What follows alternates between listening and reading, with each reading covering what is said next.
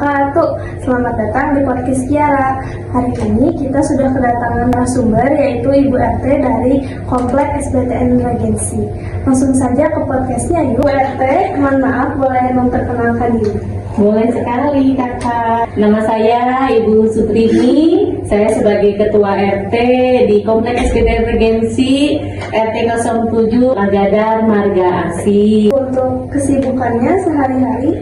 Hari-hari kesibukan Bu RT tak lain dan tak bukan adalah karena Bu RT adalah ibu rumah tangga juga, mempunyai banyak kewajiban ngurus anak-anak, antar anak sekolah, kemudian diamanahkan sama warga juga untuk menjembatani semua permasalahan di komplek ini. Bismillah ke Bu RT membawa amanah itu, mudah-mudahan bisa dengan baik dan benar membawa amanah itu aja gitu. Baik Bu RT, kita langsung masuk ke topik pembicaraan kita yaitu permasalahan yang ada di lingkungan RT. Siap. Berapa lama Ibu menjabat sebagai Ketua RT? Sebagai Ketua RT kurang lebih hampir 2 tahun ya, 2022 sampai hari ini tahun 2003, kurang lebih 2 tahun. Kalau boleh tahu dibantu siapa saja Ibu saat menjadi Ketua RT? Ketua RT dibantu Ibu RT menyusun organisasi yang jelas, ada ketua, sekretaris, bendahara, kemudian tim lapangan juga ada.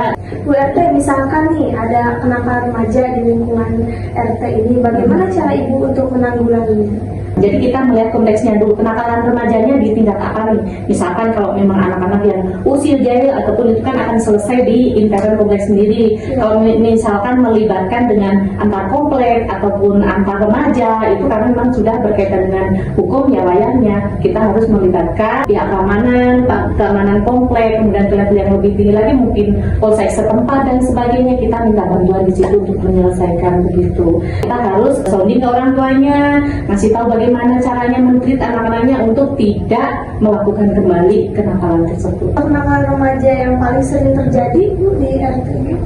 Kenakalan di sini mah nggak begitu berarti, paling juga anak-anak kecil yang usia main memakai batu untuk main sepak bola tidak dikembalikan kembali. Itu aja sih, anak-anak main lah, itu mah wajar aja gitu. Kesalahan apa yang terjadi di lingkungan RT? Contohnya kenakalan remaja, apakah ada di lingkungan ini? Untuk di komplek SBTN Regensi, alhamdulillah sampai detik ini belum ada. Alhamdulillahnya juga kita berupaya penuh ya untuk menanggulangi kenakalan remaja itu. Yang jelas karena kita ada Karang Taruna juga. Nah, disitulah anak-anak muda kita berikan kegiatan. Apa yang menyebabkan terjadinya kenakalan remaja? Konteksnya di lingkungan ini sih nggak jadi masalah karena memang kebanyakan anak muda di sini adalah pelajar dan mahasiswa yang tentunya mereka sudah terdidik untuk mengantisipasi semuanya. Terlebih dengan antisipasinya yang jelas kita selalu pantau, mengarahkan dia yang lebih baik. Yang jelas di Karang Taruna juga karena Ibu ada di sana juga selalu mengingatkan bahwa bagaimana beretitude, bagaimana bertata krama seperti itu. Baik Bu RT, topik pembahasan mengenai permasalahan di lingkungan RT sudah cukup jelas dan terperinci. Terima kasih. Sekarang kita akan beralih ke pertanyaan permasalahan yang ada di Indonesia. Untuk lingkup yang lebih luas, menurut pendapat Ibu, apakah ada aturan undang-undang tentang kenakalan remaja?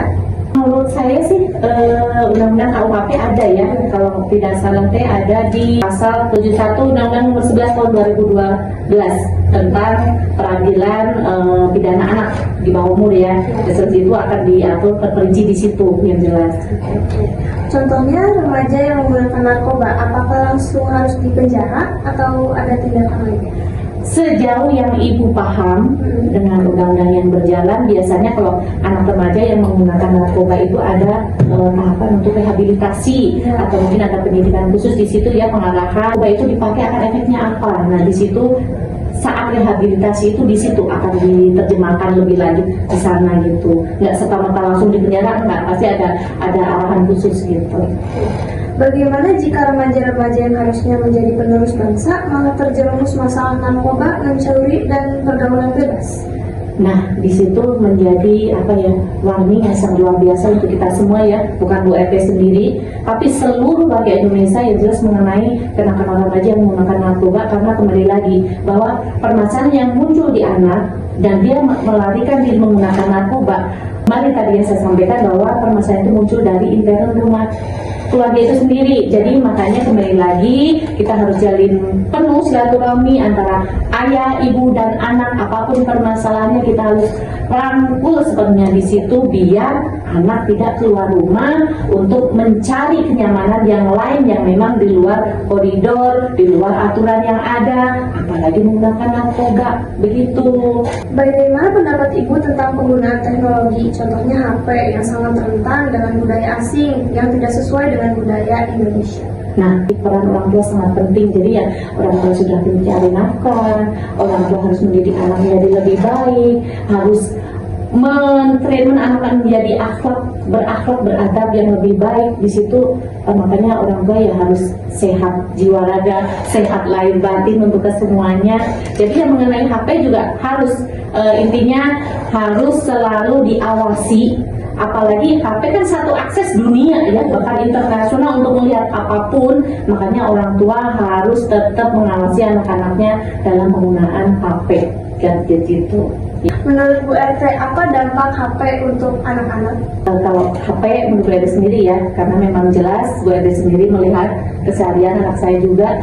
Sebenarnya menurut saya sih daripada positifnya dan negatifnya sebenarnya dibilang balance ya balance, tapi kembali lagi ke orang tua sebagai monitoring, sebagai controlling pengawas untuk penggunaan HP ke anak-anak.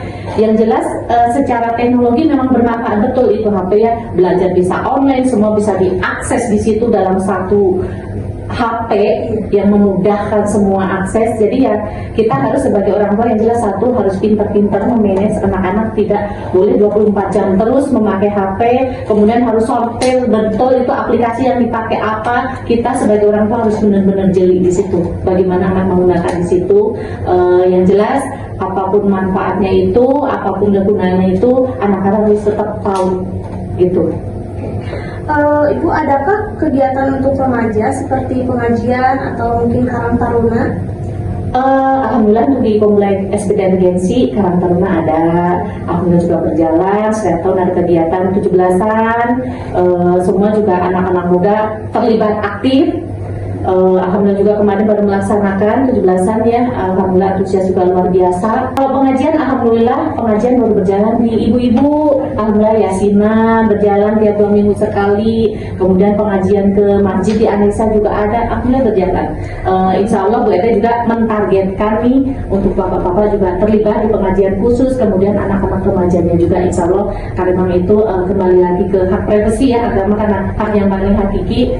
Bu Eda tidak bisa memaksakan sepenuhnya, harus, karena itu adalah panggilan nurani yang jelas gitu ya. Begitu kakak, jadi insya Allah mudah-mudahan Allah membukakan hati semua warga di sini bisa mengikuti yasinan rutin, baik bapaknya, ibunya, anak remajanya, semuanya begitu. Menurut Ibu, peranan keluarga penting tidak dalam masalah kenakalan remaja? Wow, justru kalau kenakalan remaja peran keluarga nomor 1. Karena apa? Timbulnya masalah di anak adalah berawal dari rumah tangga. Di dalam rumah tangga itu sendiri, di intern keluarga itu sendiri. Kalau memang anak merasa nyaman di rumah, nyaman dengan kedua orang tua, pasti dia akan bercerita apapun keluh kesahnya, apapun permasalahannya, dan akan mencari tahu bukan ke orang lain, bukan keluar rumah, tapi ke orang tua itu sendiri. Anak perempuan biasanya dekat dengan ayah, anak laki-laki biasanya dengan ibu, seperti itu. Jadi kalau memang silaturahmi keluarga terjalin dengan baik, komunikasi bagus, insya Allah di situ akan kondusif semuanya. Baik Bu RT, satu pertanyaan terakhir ya. Siap. Apa pesan dan kesan Bu RT untuk kita para remaja, terutama yang sedang menonton podcast ini? Baik, pesan dan kesan Bu RT terkhusus untuk warga SBPR Regensi RT 07, khususnya ya umumnya para remaja seluruh Indonesia ataupun dunia tentunya ya, bahwa kita para remaja harus betul-betul membekali diri dengan ilmu yang memang benar bermanfaat. Yang jelas satu dasar adalah kita harus beriman kepada Allah Subhanahu wa Ta'ala yang memang dialah yang maha segalanya untuk kita, bahwa ilmu memang perlu, tapi adab dan sopan santun adalah nomor 1 gitu. Jadi kita semua harus tetap, yang jelas 1 rajin sholat dan ibadah, yang kedua taat kepada orang tua, yang jelas hormat kepada guru yang jelas itu terutama yang jelas bahwa dimanapun mau nilai berapapun kalau nggak ada adab, nggak ada akhlak, nggak akan ada gunanya di situ. Kalau menurut Bu RT sendiri ya seperti itu. Jadi bahwa adab dan akhlak nomor 1 begitu. Baik, terima kasih Bu RT. Baik, terima kasih Bu RT atas kehadirannya serta jawaban, pesan dan kesannya. Doakan juga untuk kami para remaja semoga menjadi lebih baik lagi. Siap, selalu didoakan. Ya. Terima kasih. Wassalamualaikum warahmatullahi wabarakatuh. Waalaikumsalam.